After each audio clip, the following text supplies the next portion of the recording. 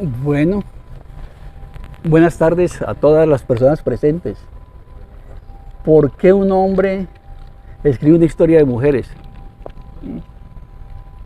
Pues porque le gusta la historia. Y le gusta la historia porque a ese hombre le gusta la historia. Porque tuvo una abuela. Yo estaba molestando que hice un trasplante de células madres y hoy mi cabeza es como ver la cabeza de mi abuela, que era de ascendencia negra. Pues se me salió negro. El médico dice que no, que voy a volver a hacer sambo, pero que el hecho es que muy sintomático que eso sea, ¿cierto? Y mi abuela, que era patoja, tenía ascendencia de la gente de los negros del Patía. Y mi abuela era boyaco, entonces medio atravesado el asunto, ¿cierto? Pero mi abuela era un amante de la poesía de Porfirio Barjacó, pero no solo de Porfirio Barjacó, de Rubén Darío, de Baudelaire, por ejemplo. Yo di mi plaza por mi abuela, ¿cierto? Y también era católica de camandulera, ¿cierto? Tata de 5 de la mañana. Pero ella siempre decía que entre santo y santo pared de calicanto, ¿sí? Y que quien habla en nombre de Dios, con mucho respeto digo, es frases de mi abuela para que no me metan en problemas, ¿no? Quien me habla en nombre de Dios intenta algo contra mi libertad o mi bolsillo. Pero además decía que el himno nacional lo había escrito un imbécil, palabras textuales de mi abuela, que no era grosera, que se llamaba Rafael Núñez y que eso ni siquiera rimaba, que ni siquiera era poéticamente posible, y que eso lo había salvado la música de un italiano, si no nos habíamos jodido.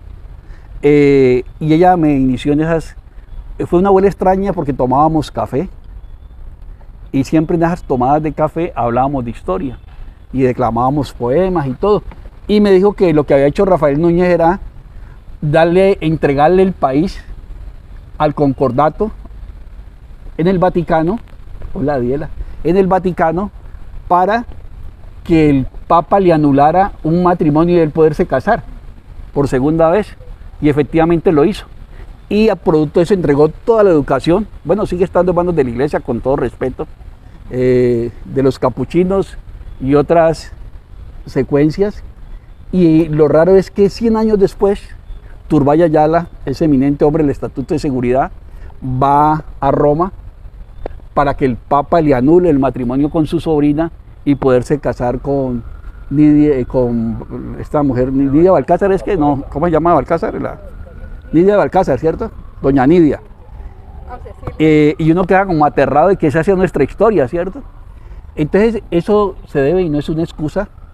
Por eso yo le pedía a 2 chicas, una no pudo venir porque tenía un parcial, y como las universidades vienen de parcial en parcial, ¿cierto? Esa chica pintó. Yo quisiera, Antonio, si podemos abrir 3 libritos y ponerlos a girar como para que miren las ilustraciones que fueron hechas por una chica de Bellas Artes. Ella no pudo venir, pero creo que lo más bonito de la Feria del Libro fue cuando ella sacó los cuadros. Y yo le planteé a ella que si podíamos hacer unos cuadros porque no hay mucha iconografía de tiempo. Entonces hizo la investigación sobre los vestidos, los colores, y se llega a la versión femenina de una reinterpretación de esos cuadros. Y es por eso, el diseño también lo hace una chica, es Andrea Estefaniela, de los 3 dibujos, y el diseño lo hace Laura Guerrero. No es Laura Guerrero, es otro apellido, perdón. Laura, una chica psicóloga de la Javeriana, y ella hace todo el diseño de las figuritas que hay adentro. Ahora le reparto 3 para que lo miren, que realmente es lo que vale la pena. Esa es parte pues de la historia. Nosotros estamos en un proyecto que es recoger la iconografía de todas esas mujeres. Es decir, aquí hay una historia patriarcal, pues ahí no, para no decir machista, porque pienso que lo femenino debería estar en ambos como lo masculino, ¿cierto? Pero es una sociedad patriarcal destructora de la mujer. Y yo nunca digo, pues yo traigo una cosa preparada, pero yo nunca sirvo para ir, siempre me tiro, cuando las cosas las preparo salgo con otra cosa, ¿cierto? Pero que es que si uno no habla de las coyunturas también se pierde. Acaba de decir el presidente de la Academia de Historia, un hombre muy respetable, además hombre, que Manuela Beltrán no existió. Les digo porque Manuela Beltrán va a estar en este libro. Está en este libro, entonces que no existió, que es un imaginario colectivo. Entonces, yo acabo de llegar con Amparito del Socorro, y antes de eso quisiera agradecer a Amparo por estar aquí, mi compañera, a Diela, que la quiero un montón, a Elizabeth, que la conozco desde cuando estaba chiquita. hay como 50 años, ya tenía 20 en ese tiempo, ¿no? Está el doctor Emiro, aquí los compañeros, está Catalina, quien le diré su tesis en el ICESI, y ahí está mi querido Chucho, y pues Fabio, pues que también nos conocemos hace rato, por caminos transitados en paralelo, y a veces superpuestos. Creo que una de las cosas que hay es cuando el presidente de la Academia de Historia dice que es un imaginario, que Manuela es un imaginario, pero con dos agravantes, que él le dirigió la tesis de grado a una chica del doctorado en la Universidad del Valle, y es ella la que sostiene la teoría. Uno podría estar de acuerdo con ella o no, yo no estaría de acuerdo, pero cuando la chica dijo eso, la historiadora, nadie le hizo caso, pero cuando lo plantea el hombre, entonces ya desaparecieron a Manuela Beltrán, ¿sí? Y además, él no la cita a ella, además un plagio de un presidente de la Academia de Historia, pero además es muy tenaz porque nos fuimos al Socorro con Amparo la semana pasada, aprovechamos un viaje que yo tenía a la UIS y fuimos al Socorro y traigo la partida de nacimiento de Manuela Beltrán, pero la perla ahora es que dicen que una fe de bautismo no es prueba de que uno existe, entonces ahí sí que yo pues como Condorito, ¿no? Y que Manuela Beltrán, que cómo sabemos para saber si era esa, que podía ser otra Manuela Beltrán, no es que la sociedad patriarcal tiene sus perversidades, ¿no? Y que además ahí está el nombre del padre y de la madre, ¿no? Entonces pues así pues, entonces yo la última pregunta que me planteé, bueno, ¿cómo se prueba históricamente si una persona existió o no? Y me fui pues qué pena a Cristo y dije, bueno, ¿Cristo existió o no? ¿Quién me prueba que Cristo? Pero no por acto de fe, ¿no? Sino por un referente histórico. San Pablo, que es el que viene a escribir, escribe 20 años después porque le cuentan. Y 200 años después se escriben los evangelios. ¿Y dónde hay un documento? Pero ¿por qué pasa esto? Y con esto iba a comenzar la exposición. ¿Por qué pasa esto? Porque es muy complicado, que es la primera revolución de América, que iba a ser radical y que fue traicionada, como todos los acuerdos de paz. Yo no sé qué pasa con eso. Creo que tienen los que están trabajando esto de la parte de unos desafíos muy tenaces, cómo asesinan a Galán, cómo lo desmembran, cómo tal. Entonces es muy tenaz que una región que iba a ser tan radical, que se termina negociando las capitulaciones, haya sido encabezada por una mujer que se atreve. Tuvimos ahí una vivienda en el lugar equivocado, ahí estaba el edicto, ella pasa por los guardias y arranca eso. ¿Y por qué lo arranca? Porque ella era una mujer tabacalera que le tenía un puesto en la galería, y ella en la plaza de mercado, perdón, ella le tocaba venir con su tabaco. Encontramos una mujer maravillosa, Olga Amparito, que es la gestora cultural del pueblo y se ha dedicado los últimos 15 años a recrear el personaje de Manuela Beltrán. El día que vayan al Socorro van a encontrar esa mujer. Entonces ella ha hecho la vaina en chanclas, en alpargatas, ¿no? Por esos caminos llenos de lodazal, de barro, la ha hecho en verano, y ella decía el desgaste que significaba llegar a esa plaza. Y llega uno, y lo primero que le dice el señor Piñeres y todos los que estaban ahí es que han subido los impuestos. Que han subido los impuestos, pero que además un impuesto que nunca cobraban de la Armada de Barlovento, que era contra la guerra de España contra Francia, se va a comenzar a cobrar. Y a ella se le salió pues el santanderiano. Y es muy inteligente porque ella comienza a hablar con las personas, a ver si le acuerda que a usted le mataron las cabras, que a usted le mataron las gallinitas, que tal. Y comienza pues a hacer trabajo de base bien hecho, cosa que cuando ella va y arranca eso, la gente está enardecida, ¿cierto? Y ahí comienza la revolución de los comuneros. Entonces, ¿cómo le vamos a dejar en una sociedad patriarcal el honor que sea una mujer la que ha iniciado una revolución en América? Pues eso no puede ser, ¿sí? Porque a ninguno de los demás los niegan. Yo no sé los otros cómo existieron, si eran de la misma época. Berbeo tenía la casa ahí al frente y el señor sí existió, ¿cierto? Entonces, hay un problema, ella se pierde, y parece que sí la fusilan los españoles. Entonces, esa es la primera parte de cómo contextualizarlos, porque estoy dedicado un poquito a eso, a un libro que creo que no tengo el título, La desaparecida, le voy a poner, ¿no? Pero yo sí creo que habría que hacerle seguimiento a la niña que hizo la tesis, a la muchacha. Sí, voy a hablar con ella. No, habría que hacerle el seguimiento porque sería interesante saber exactamente, primero, cómo usted esa tesis, y segundo, como de dónde salió Sí. esa idea. Y debe ser una mujer inteligente, tampoco pienso que ella se sacó eso de las mechas, ¿cierto? Lo que pasa es que este tropel lleva 15 días, como dicen los muchachos. Entonces a mí me tocó irme para allá y yo ya tengo los datos de ella y todo y la voy a buscar porque es... Entonces eso va a ser muy interesante. Y también cómo se construyen los imaginarios, ¿cierto? Cómo se construyen los imaginarios sociales. Entonces, este libro tiene su origen. Decía García Márquez que hay historias que uno tiene como 3 vidas, ¿no? La que cuenta, la que otros saben y la que uno nunca cuenta. ¿Sí? ¿Y esa cuál es? Esta historia tiene de aquella que uno cuenta sobre lo que investigó y aquella que uno nunca cuenta y yo no sé si se puede contar o no se puede contar. Pero yo sí quiero decir, y esa es la introducción, la voy a sacar y usted va a entender en un lenguaje figurado. En los 70, como en toda la historia, como pasó con los muchachos del año pasado, siempre hay sublevaciones, siempre hay gente que quiere hacer transformaciones, siempre hay gente inconforme.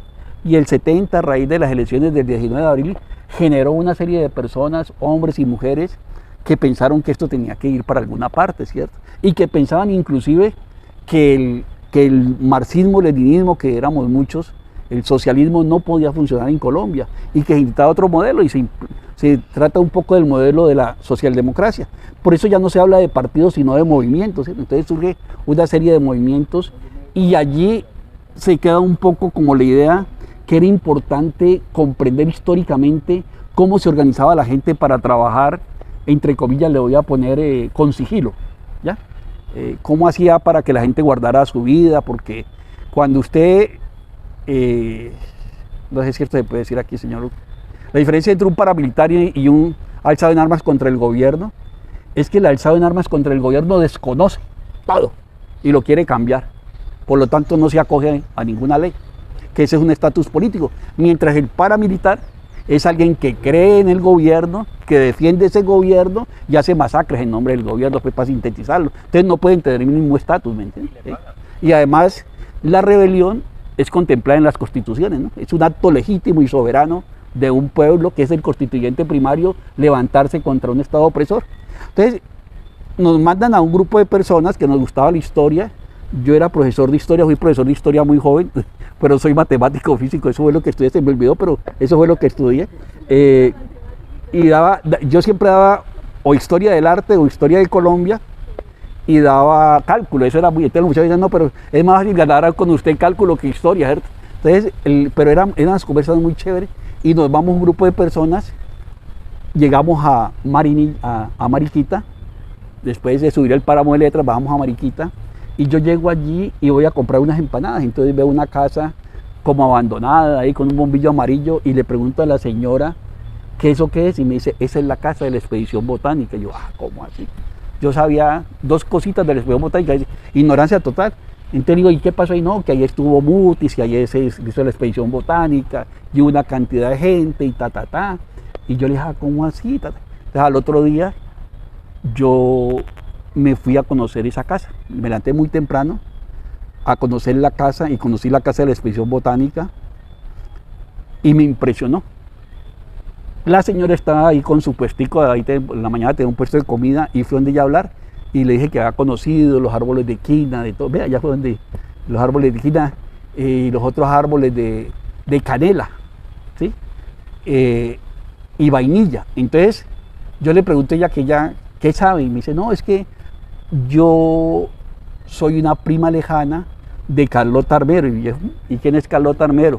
Me dice, Carlota Armero fue una chica de 18 años que un general español llamado Bernate fusiló porque no accedió a sus amoríos. Y yo, chinga, ¿cómo así? Y bueno, nos fuimos a la tareita que ponían ahí unos señores. Entonces nos fuimos por la tarea hasta Barrancabermeja y seguimos. La única vez que pasé por ahí, doctor Amparo, hasta Barranquilla, y se hizo lo que iba a hacer, pero a mí me quedó como sonando el cuento ese Carlota Armero. Luego fui a Bogotá, busqué quién era ella y vi que era una chica muy interesante y comencé a indagar. Entonces cada que iba, cuando vivía en México, en Centroamérica y en los países que viví siempre, me iba a las bibliotecas a hacer ese trabajo de comprender cómo las más grandes redes de espionajes en el mundo la habían formado mujeres. Y ahí también me fui de para atrás, ¿no? Pensé que eso era una vaina de machos, ¿no? Pues yo puedo decir, bueno, ¿y por qué la red de espionaje la hacían las mujeres y no los hombres, cierto?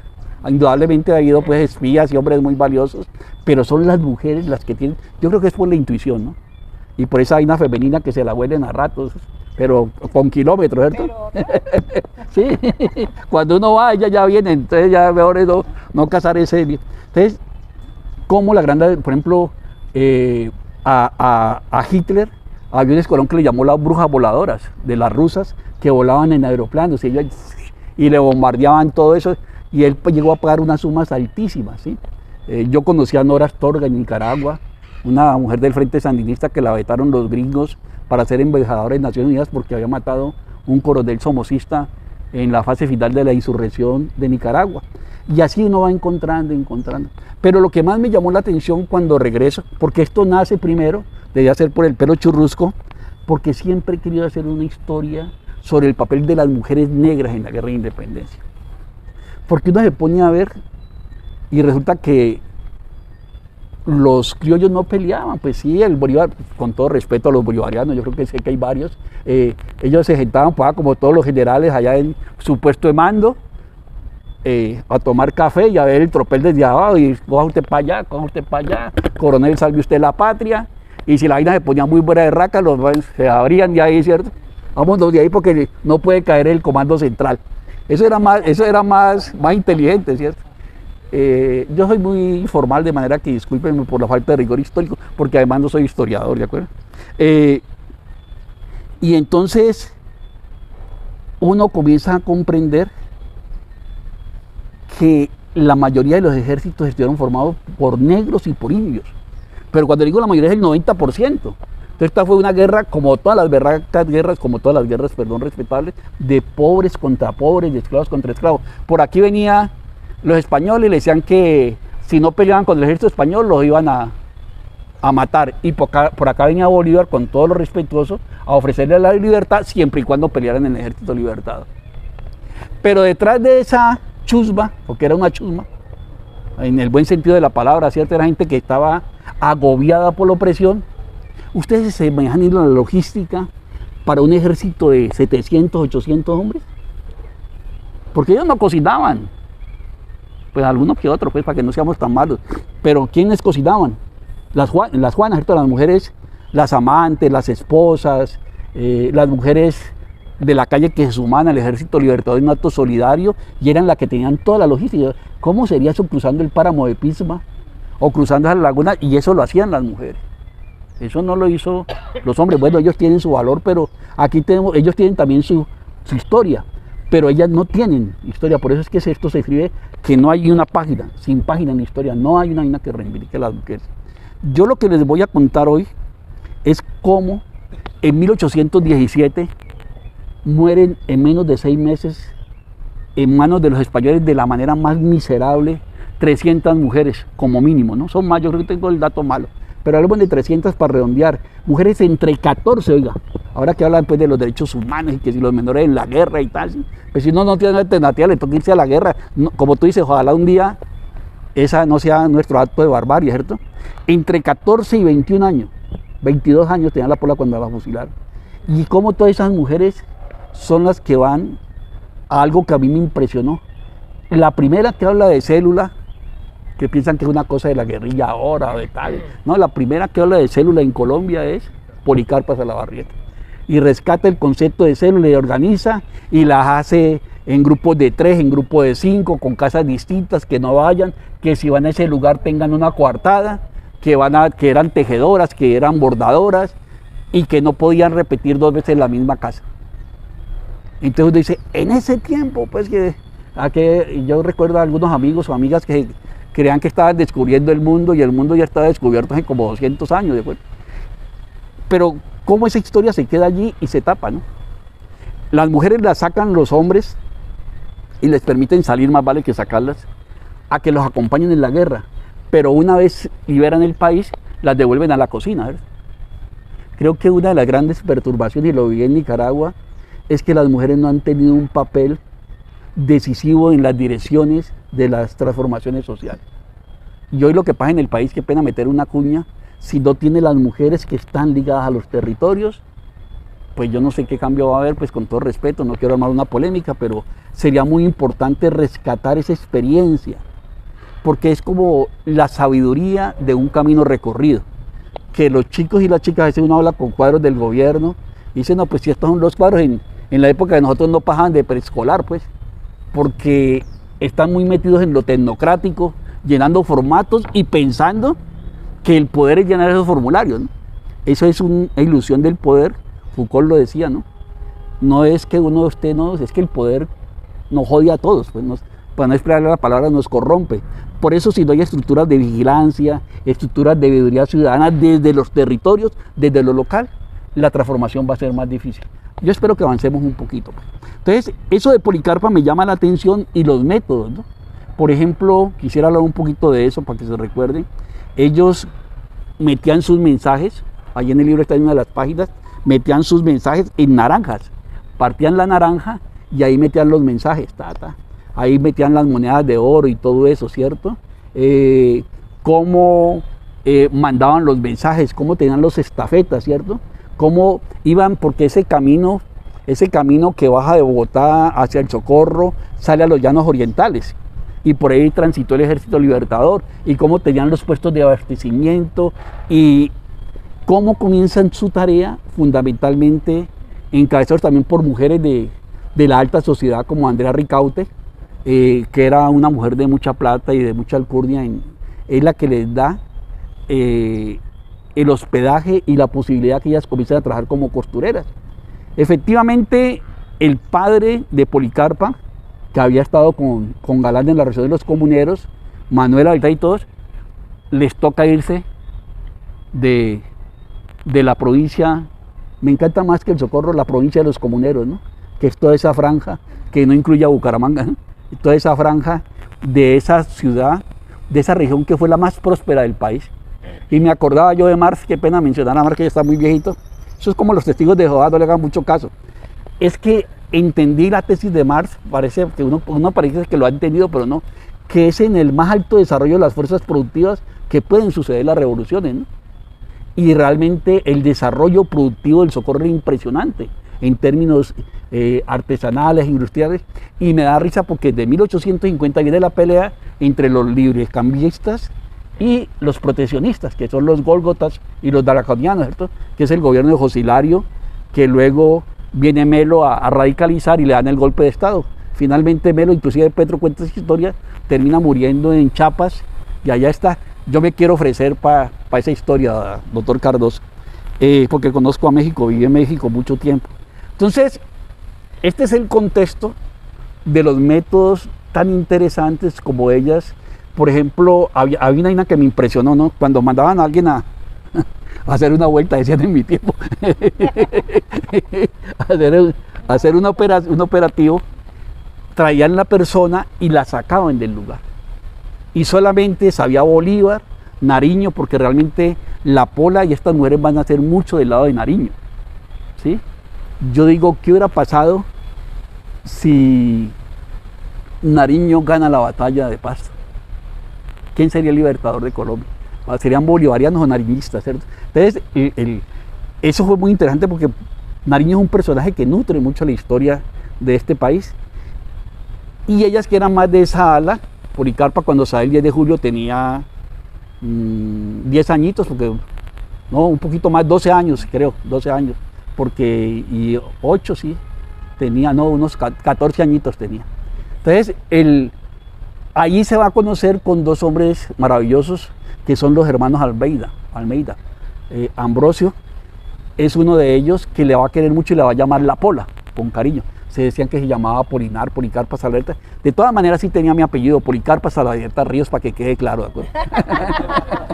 Y lo refrenda todo el libro. María Policarpa Salaverrieta Ríos. Entonces este libro es escrito por un pariente de ella, ¿ya? Entonces, cuando pasa eso, le toca a La Pola emigrar y a su papá, y ellos van a Guaudas, ¿sí? En Guaudas, donde se dice que realmente es que ella nace. Ahí ya los de Marinilla, los de Mariquita dicen que ella nació en Guadalajara, y hay un lío con el centro de historia. Ellos se van a Bogotá y hay una epidemia de viruela como en 1802, 3, y mueren los padres de Policarpa. Y Policarpa regresa, ellos eran 8 hermanos, ella regresa con los últimos 3 en orden, Viviano, que era el hermano, Policarpa, y la hermana que le seguía, que se me fue el nombre. Y ella es quien va a tener a su cargo a sus 2 hermanos. Pero además va a ser Margarita Beltrán, para los que dicen que no existe, Margarita Beltrán, la hermana de Manuela Beltrán, quien es la madrina de Policarpa Salabarrieta.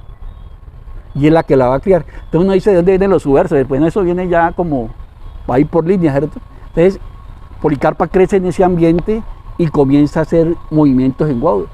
Allí es cuando la conoce Nariño, ella comienza a llevar y a traer mandados, pero su capacidad de organización político-militar es tan impresionante, porque ya no tenía el problema solamente de que hacía mandados y llevaba papelitos, es que tenía claro el asunto. Y comienza a organizar todas esas células y comienza a mandar mujeres a Bogotá para que se infiltren en la casa de los españoles con el fin de espiarlos, que sepan cuál es su tendencia, qué piensan de lo que se está haciendo en Colombia, quién va a llegar, dónde va a llegar, y hacen una red de mujeres en Bogotá pues impresionante, que es la que le entrega la información a Policarpa. Policarpa se la traslada a Antonio Nariño y a Santander fundamentalmente, ¿cierto? Y es una de las cosas más hermosas. ¿Qué va a pasar? Que se da un hecho, entonces yo les quería pues contar lo de la historia de cómo surge este libro, porque fue una investigación que duró yo tenía 21 años, esto duró 40 y tengo 68, ya duró como 44 años. Cuando fui al doctorado de Manizales, yo soy profesor del doctorado, tenía un cursito, en ese tiempo era presencial, Amparo se había ido para Alemania, y yo me fui y dije, no, pues me voy unos días antes y voy a ir a resolver ese problema allá en ese pueblo, a ver si consigo algo, porque yo saqué todos mis papeles, viajaron por todo el mundo conmigo y un montón de papeles a mano, todos los saqué, me llevé mis papeles y entrevisté a mucha gente allí.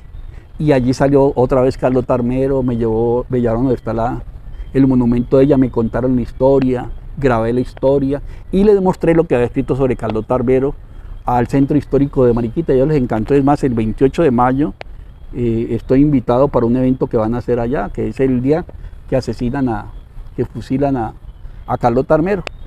Carlota Armero era una gran amiga de Policarpa, eran chicas de más o menos contemporáneas, Policarpa un poco mayor que ella, y les voy a contar las cosas que me gustan, la historia de mañana. Ella hacía un pesebre, ¿no? Les digo porque cuando Apolo me conoció yo también hacía pesebres, me volví ateo, cuando uno se junta con los que cree se vuelve ateo, ¿sí? Pero yo hacía mi pesebre y todo hasta que ella fue, porque no me gustan los árboles de Navidad, y yo hacía mi pesebre que mi abuela y mi mamá, que eran maestras, hacían pesebre. Entonces yo hacía mi pesebre, era un pesebre un poco extraño. Años después Amparo entendió el asunto por qué, y Mariquita, que fue una de las primeras provincias independizadas de Colombia, también un sector muy productivo. Ese sector del Magdalena hasta el Socorro era un corredor productivo. Y entonces ella va y hace el pesebre. Entonces la mamá la llama y dice que qué es ese pesebre. Sí, que una gente en unas minas sacando oro y plata y otra gente arrodillada dándole latigazos y qué tal, y que dice, pero ¿usted qué hizo? Y dice, no mamá, ese es el pesebre. Entonces ella dice, no, y la tía se enoja. Y la mamá se ponía muy seria. Entonces le digo, no, pues explícame. Entonces dice, no, mamá, mira, yo te voy a explicar cómo San Francisco de Asís hacía el pesebre. Él cuando quiso un día, que ya se iba de ese lugar y sentía la muerte, convocó a toda la gente del pueblo e hicieron un pesebre vivo. Antes los pesebres eran vivos y estaba el de la mula, el rico, el de la carne, tal, era un pesebre. Luego esos pesebres se maquetearon, pues, y se fueron. Por eso era que en mis pesebres aparecían guerrillos, paramilitares, ladrones, jampones, ¿cierto? Cuando ya uno le veía el detenimiento, y también aparecía el pobre niño Jesús allá arriba, tratando de salvaguardarse de ese madre que había allá abajo, ¿cierto? Esa es como la historia del pesebre. Ella regañan a Carlota Armero, pero ¿qué pasaba? Allí en Mariquita estaba la sociedad, estaba un punto de la expedición botánica. Sí, estaba la casa de la expedición y allí estaban los pintores, que eran unos chicos de Bogotá que llevaban a que pintaran las flores. Miren que era muy bello, las vocacionales de tiempo. A ellos los formaban era pintando lo que la expedición botánica necesitaba y les daban técnicas de pintura. Entonces muchas veces una pintura, y allí ella conoce a su amigo, a uno de sus amigos, y comienza a hablar con él y dice que por qué ha pintado esa flor. Entonces le dice que por qué tiene esas raíces, que por qué él sabe que estas son las raíces. Dice, no, es que yo la arranqué. Dice, pero usted ¿por qué la arranca? Entonces, ¿por qué es tan atrevido? Dice, no, porque al arrancarla yo la puedo dibujar, esta lámina va a ir a muchas partes y la gente va a poder conocer la flor. Y dice, eso no le da derecho a usted a arrancarla. La gente podría ir a verla y no necesita ver la raíz y se arma un disco. Dice, es que ustedes vienen aquí a saquear todo, a arrancar todo, a llevarse de todo. Y se riega pues la Carlota Armero. Y allá hay un general que viene, porque ¿qué es lo que va a pasar? Mariquita se declara independiente, se hace una fiesta en diciembre, eso dura 4 meses y comienza la reconquista española. ¿Y a dónde llegan? Pues allá al pie del río Magdalena y se toman a Mariquita, eso, ley marcial y todo, y comienzan a ver a esta chica, el general Bernat, y a enamorarse y a hacerle poemas y poemas y poemas. Cada vez le hace poemas y ella siempre se le esconde, le huye. Entonces un día le manda un poema que dice: en todo sois hermosa, oh reina mía, por vos vive mi alma en gozo y fiesta. Si pregunto a los cielos quién es esta, la zarza que en el fuego no se ardía. Altizo nos responden, es Carlota, que estuvo en el peligro solo puesta y venciendo la culpa asaz funesta de la salud del mundo atrajo el día. Entonces ella le llama la atención de ese poema y al chico que pintaba, que era José Luciano de Ullar, ¿se acuerdan que hay otro de Ullar ahí? Ella dice que no se aguanta ese tipo, que lo tiene hasta la... Y le escribe una carta, ¿cierto? Le escribe una carta donde le dice, él se ha ido, se ha alistado en el ejército bolivariano y se ha ido con toda la marcha de Bolívar hacia Cartagena. ¿Se acuerdan cuando Bolívar se va para allá para la carta de Jamaica, que él va allí? Y a este chico lo dejan encargado con 16 años. Bolívar lo asciende a coronel en una de las batallas y él, cuando ve que la plaza está pues como muy contra Bolívar, toma un barco, pero el barco naufraga y él muere muy joven, 17 años tenía. Entonces, pero era muy amigo y le escribe mi querido y caro amigo José Luciano de Ullar, recibe mis altas consideraciones de aprecio. Sin más preámbulos paso al problema que me atormenta. Ya no soporto un minuto más a este tiranosaurios melancólicos, sirirí sin rumbo fijo. ¿Se acuerdan cuando a la mamá le decían que era un sirirí el novio? Que mañana, tarde y noche, cual aprendiz del oro, como sonámbulo en las noches repite poemas que a mi pesar he memorizado de tantas veces que lo he oído. Sus versos y sus finos pero fingidos modales comienzan a producirme mucho fastidio. Te envío los poemas que el general Bernate me ha entregado en papel lacrado con fina caligrafía para que después de leer puedas darme tu sabio consejo. Con el aprecio de siempre, sincero abrazos, Carlota Armero. Y le contesta mi querida y recordada Carlota Armero: nadie ni nadie es más necio que un hombre enamorado. Mucho cuidado. Las mujeres lo saben, ¿cierto? No se necesita prueba para eso, no fue bautismo ni nada. Y no correspondido. Porque si son correspondidos, pues ellos aguantan. Es más tranquilo un alma en pena que el orgullo, las más de las veces lastimado por el rechazo de una hermosa dama, que puede conducirlo a un odio atroz e incontrolable. Pero vamos al asunto en cuestión que me consultas. He revisado en detalle con mi tío Fausto, que vivió en México y que es un experto en literatura y poemarios, sobre el posible origen de las letras, y recordé al instante haberlo leído alguna vez. Al insistir lo he encontrado. Una mañana vino a mí para leerlo en voz alta en su versión original, de la cual solo se ha alterado una palabra, en un romancero del siglo XIV, de un poeta de nombre Juan Toledo, también conocido como Francisco, quien lo escribió hacia el año de 1575 en el Valle de México. Te envío el poema original dedicado a la Virgen. El verso donde el plagiador dice altizo nos responde es Carlota, el original dice altizo nos responden es María.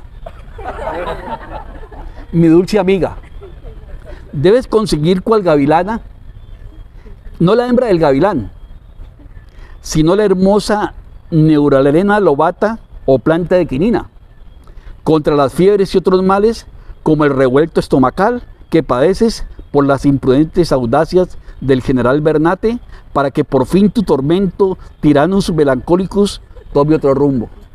Afectuosamente, Juan Luciano de Odiar. Esa va a ser la sentencia de muerte, porque ella era un poquito de armas tomar, y se va al pleno batallón y saca un montón de copias a mano de eso y lo reparte, ¿no?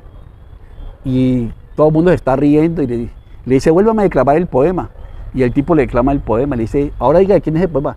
Tuyo y es para ti. Y dice, no, usted es un copieta, usted eso, y el man queda destruido. Entonces le coge un odio tenacísimo. Entonces él inventa, mire cómo es la cosa de la clandestinidad tan complicada, ¿no? Cómo una cosa lleva a otro. Él dice que como ella no quiere casarse, la va a acusar de traficar con la quinina y las especies de América, y que además irrespeta a la religión católica por el pesebre. Pero además le ha faltado, oiga bien, le ha faltado al respeto a un hombre que es representante de Dios en la tierra, porque lo ha delegado el rey.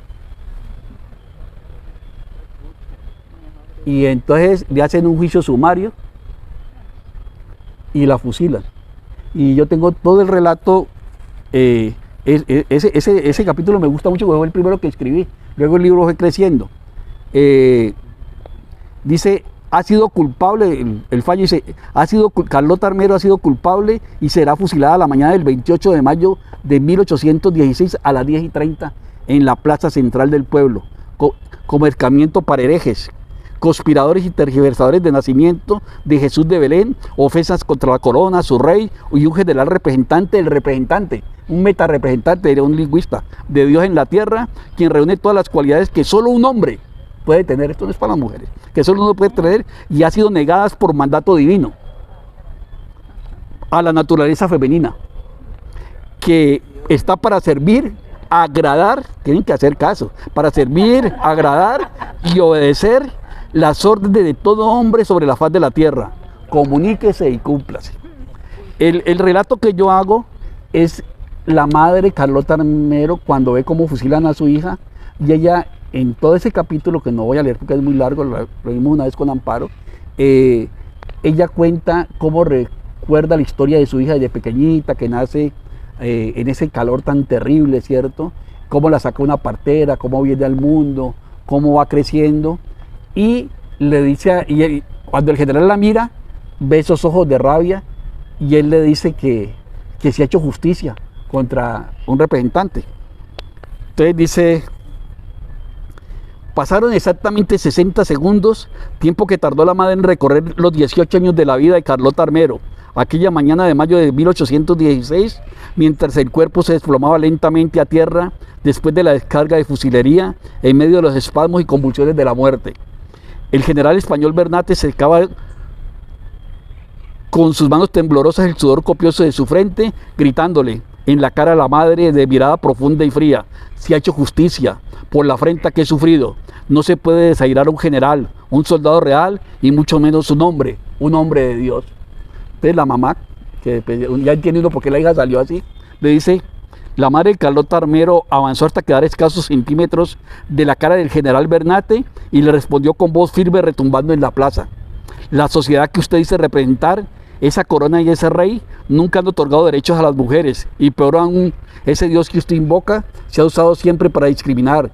Pero yo llevaré en mi corazón el orgullo de una hija que no se devolvió el corazón ni el cuerpo su corona, su rey y su Dios. Ella murió llena de dignidad, y usted es un pelele tembloroso que sabe que ni su rey, ni su Dios, ni sus títulos podrán borrar de su recuerdo la miseria de su acción. Y agregó: yo lo sentencio en nombre de mi Dios a vagar como alma en pena, con la humillación en cada poro de su cuerpo por los siglos de los siglos.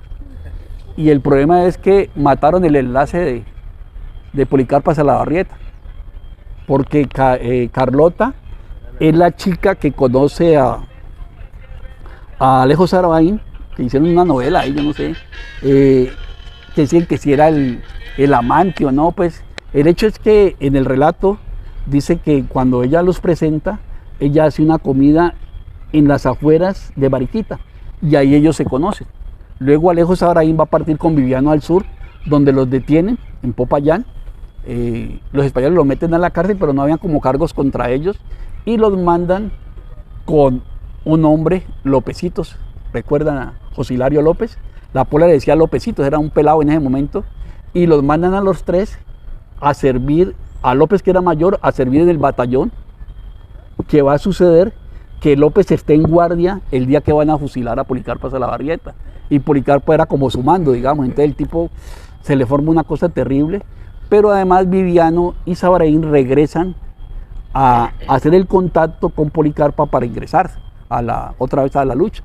Esa cadena de secuencias va a tener su origen porque todo el mundo decía que la Pola, como Manuel Beltrán, que la Pola no existía, que eso era un invento, y que me acordé de una sigla de 3 letras que tampoco decían que si era de aquí o que era de allá o que de dónde era.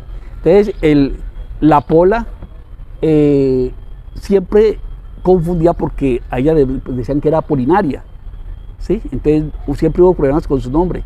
Los hermanos Almeida son los que la van a incorporar y la van a presentar en una reunión donde dice que ella es la persona que va a dirigir toda la vaina de las redes. Y los otros, pues los hombres se quedan un poco aterrados, dicen, no, es que ella tiene el conocimiento. Porque a Nariño le preocupaba mucho que los españoles regresaran. Estaban en el cuento de la patria boba, que creo que ha sido nuestra patria, no es boba sino bruta, que la construcción de una propuesta de Estado pasa por un debate. Y creo que allí el debate entre federalistas y centralistas se dictaminaba era porque decían que un gobierno centralista podía tener una mejor educación y podía defender militarmente mucho más fácil de los españoles. Y están, por eso los centralistas y federalistas buenos y se unen en esa pelea contra los españoles. Tampoco tenían como otro camino, pues, ¿no? Ese sí es de las coyunturas a la brava. Y Policarpa les dice cuál es el plan. Entonces le dice, mire, el problema es que se ponen ahí pues era como un automático de un amigo mío. Se ponen ellos siempre se citaban un día a una hora en un lugar, la catedral, la plaza, y ella comienza a reunir esas mujeres, las tiene todas articuladas y divididas, y cada una hace su trabajo. Va a pasar que los hermanos Almeida, que forman la primera guerrilla liberal, ¿sí? En Machetá, un pueblo que es muy cerca de Bogotá, forman la primera guerrilla liberal. A los tipos los detienen. Ellos están revisando la cosa, están en una finca tranquilos y ¡tas! Le caen los españoles y van. Pero no les podían como probar como mucho y estaba la vaina como andando, pero resulta que uno de ellos había sido firmante del Acta de la Independencia de Cúcuta. Entonces, de donde se den cuenta de eso, pues el tipo no vuelve a salir de ahí. Entonces le encargan, y miren que esta es una de las páginas de las cosas más tristes. Algunos de ustedes van a recordar cosas parecidas. No hay casi documentación de esa fuga, aunque todos coinciden en eso. Le encargan a Policarpa, se encarga ella misma pues, de hacer una operación para sacar los hermanos de la cárcel. Habían 3 en la cárcel. Ella organiza un plan, escoge a Viviana Talero, a Polinar, a Estefanía, y las comienza a organizar para sacar esa gente, que cómo los pueden sacar. Entonces decían que la única es entrar a unos uniformes, hacer unos sables, entrar a la visita, cambiarlos allá adentro y a la hora de salir, tan. Pero además sobornan al cabo Torneros, que era un espía de los españoles. Miren cómo es de complicado. El tipo recibe la plata, ellos traen todos los documentos de la expedición botánica donde trabajaban, porque con eso es que van a hacer la cobertura, ¿cierto? Entran efectivamente, lo hacen el día de los españoles, ¿cierto? El día de ese octubre hacen el trabajo. Ellas llegan, ingresan y les dice que les lleve a los militares dulces y cosas que les gustan. Lo hacen todo un trabajo perfecto de precisión en la información, de inteligencia, diría alguien, para poder que los tipos reciban eso. Y meten dentro de las manzanas el oro que le van a dar para el soborno y se le entregan dice, no, yo quiero, el tipo ya sabía, yo quiero las naranjas, déjeme una aquí, tata. Y no me las coge usted, y las coge y las pone ahí. Y ellas ingresan y los sacan a las 3 horas que se acaba la visita, salen con ellos, se cambian a las 2 cuadras, cogen sus caballos y se van hacia Machetá. Y allí, en esa hacienda, van a ser la guerrilla liberal de los hermanos Almeida. Estefanía es la que los va a trasladar hasta ahí. Y hay una cosa muy hermosa porque ellos cogen los caballos, cabalgan todo el día, llegan a ese pueblo y cuando llegan a ese pueblo hacen, como dirían ahora, un cambiazo. Hay dos mujeres vestidas iguales, ellos miran la mujer que los lleva, los tres fugitivos, ella se para de la mesa y se sienta otra. Pero ellos no se dan cuenta ni los tres que han sacado de la cárcel. La otra se desaparece y la otra es la encargada de llevarlos a esa finca. Cuando llegan a la finca ellos dicen, pero tan raro, y ya tiene otro tono de voz y todo, porque la oyen y se dan cuenta que se habían vestido, y cuando ella va al mostrador, que era un lugar de un restaurante de una mujer maravillosa que estaba con la revolución, es donde hacen el cambio, porque no se arriesgan a que la misma persona la lleve hasta el mismo lugar y a ella la mandan para otro lugar. Entonces uno dice, esas mujeres en ese tiempo con esa creatividad tan berraca, porque ya cuando alguien sale y dice, no, pues que van a coger, y la mandan a otro lugar. Ellos llegan allí y comienza toda la discusión en Machetá sobre cómo organizar la guerrilla liberal, y organizan la guerrilla liberal, y esa guerrilla liberal es la que va a poner en jaque a los españoles. Les ganan 3 peleas, pero eran 4 pelagazos, pues. Le agarran varias peleas, matan muchos españoles, y entonces los españoles dicen, no más, mándeme la mejor tropa, y mandan unos salvajes para allá, y se dedican a perseguir a esta gente. Logran destruir el ejército, pero los hermanos Almeida dan la orden que vayan hacia los llanos y otros se quedan haciendo la cobertura, ¿cierto? Ese ejército sale, que luego se une al general Santander, ellos quedan allí, y al que cogen, a Pedro, que es el que cogen, lo llevan, y el tipo, cuando pasan por unos despeñaderos ahí cerca de Machetá, yendo, porque el general lo quiere matar en Bogotá, ¿no? El tipo se les tira por un despeñadero, y el otro, pues para no irse con él, suelta el lazo, que lo llevan amarrado, y él dice, no, se mató ahí porque ya era como las 6 de la tarde, y el hombre se les vuela, unos campesinos lo recogen, la solidaridad de la gente, y lo sacan y lo llevan con el ejército de Santander, y en esa se salvó el hombre. El asunto es que esa guerrilla que le dio tantos golpes en los alrededores de Bogotá a los españoles va a conformar el grueso del ejército libertador, que luego regresa a tomarse a Bogotá. Pero yo les quería decir que va a aparecer un personaje. Esa fuga de los hermanos Almeida va a ser la primera pista, porque los españoles están en un tipo que se llama el sargento Iglesias. Esa historia pendiente, yo no sé si para la otra vida o para lo que alcance esta. El sargento Iglesias es el tipo de mejor inteligencia, ese era el B2, decía un amigo mío, ese de mayor inteligencia que tenía, y se dedica a cazar a Policarpa Salabarrieta. Y el tipo va recogiendo, pero con una minucia también, con una minucia, era un hombre de una paciencia, y va recogiendo. Pero en ese momento, Sabaraín y ella se han vuelto a encontrar. Entonces dice que ya es hora, que la está cayendo todas las redes, que han matado varias mujeres, y Policarpa las invita a la última cena, que es uno de los cuadros que pintó la chica, y les dice ahí, esto ya está muy complicado, entonces hoy saliendo de este restaurante, ustedes se van a ir cada una a su lugar, allá hay comida, hay de todo, ¿quién las va a llevar? Y dicen, ¿y usted? Dice, no, yo me quedo porque tengo que cerrar unas cosas, pero luego voy. El problema es que Alejo Sabaraín va a contratar unos caballos para la gente que va para los llanos, y se los compra una persona. Y ellos, hay un batallón que se llama el batallón Numancia, y Policarpa y muchas mujeres, como hizo Manuela Sáenz en Lima, comienza a dañarle el oído a los soldados, diciendo que se pasen al ejército libertador, que esto, que aquello, y a convencerlos. Y un soldado halla la conversación, porque comienzan a desertar. Entonces, no habían podido lograr ninguna pista, y una noche alguien cuenta que había una mujer que iba con otro tipo a hablar con los soldados, y que ese soldado está en ese batallón. Entonces el sargento Iglesias va y lo saca y lo hace confesar, y hacen unos retratos, dibujan todo, y se dan cuenta de que esa mujer se llama posiblemente Apolinaria. pero no hay como muchos datos. El general sigue hurgando, pero cuando Alejo Saraín va a contratar los caballos, contrata los caballos, ellos se dan cuenta, que uno de los tipos que cogen delata, que ellos van a comprar esos caballos para huir, y los esperan, le hacen una emboscada y ahí los cogen. Y cogen unas cartas que Policarpa le ha mandado a Santander, donde firma La Pola. Y ese fue pues el acabose, ¿cierto? Entonces, recogen las dos firmas y comienzan a seguirla a ella, pero nada quedaban con ella. Entonces, un bendito chal. El soldado recuerda que ella llevaba un chal muy bonito. Y cuando le escribe el sargento Iglesias, que no era ningún dice, pero muy raro, esos chales no los usa todo el mundo.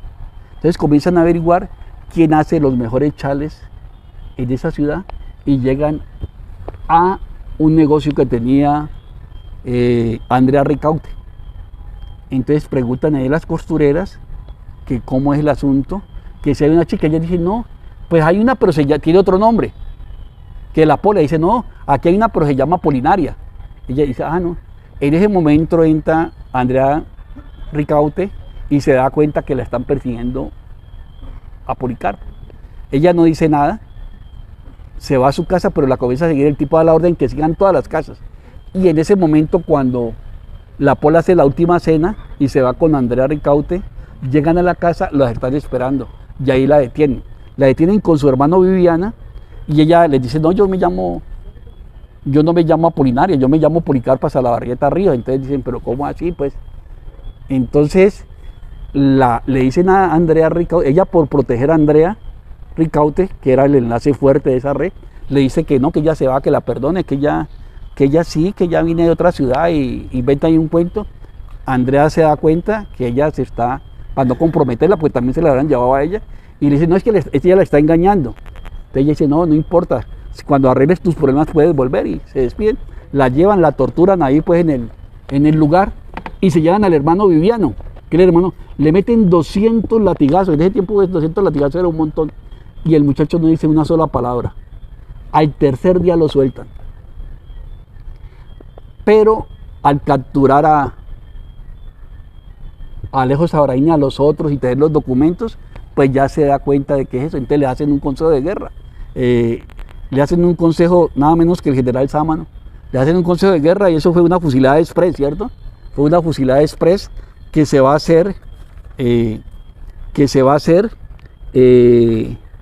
a través de ese trabajo tan impresionante que hace el sargento Iglesias. Ella la cogen, le hacen es que les quiero leer este último pedacito. Aquí está no se alcanza a leer, pero bueno. Dice que el 10 de noviembre de 1817, a las 10 de la mañana, el consejo en contra de, miren los que cogen, María Policarpa Salabarrieta Ríos, o Gregoria Apolinara, o La Pola, todavía no puedo pegarle cuál era, su teniente Alejo Saraín, que ese era del ejército español, Manuel Marrufo, Antonio Suárez, Francisco Arellano, sargento José María Arcos.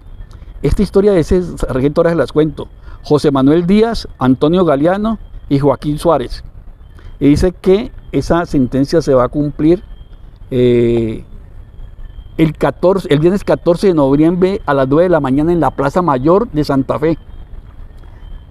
Esa historia del sargento Arcos va a ser muy interesante porque él es un sargento del ejército español, pero dice que quiere luchar por el ejército libertador. Entonces se lo llevan a Policarpa, se lo lleva a Alejo Saraín.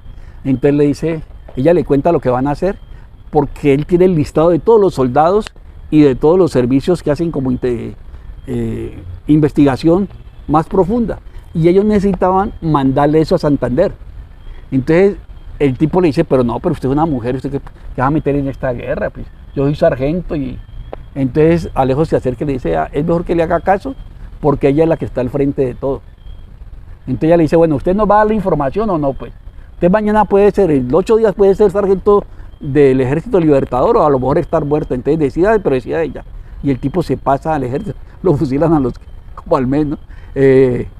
Porque esa información fue muy valiosa para los patriotas. Allí es donde van a pasar una cosa extraordinaria que va a aparecer. Claro. ¿Cómo te llamas? Soy la María Willis. Usted. Yo soy sí. Yo todavía no puedo escribir y hablar como cierta gente. Claro. Pensé que era eso. Tenía muchas cosas que decir, pues que me tengo que ir. Bueno, pero Elizabeth tiene mi teléfono. Con Adiela. Sí, que sí, estamos con en- Adiela. Yo como que la he visto en alguna parte, sí. Se me fue la piola, ¿cómo era que iba? En el español. Ah, sí, del sargento Arcos. Pero lo que les iba a decir es que hay un hombre aquí que vale la pena reivindicar, que es Josilario López. Josilario López, yo le recomiendo, está en el Banco de la República. Las memorias de Josilario realmente vale la pena leerlas, ¿no? Para entender mucho qué es este país.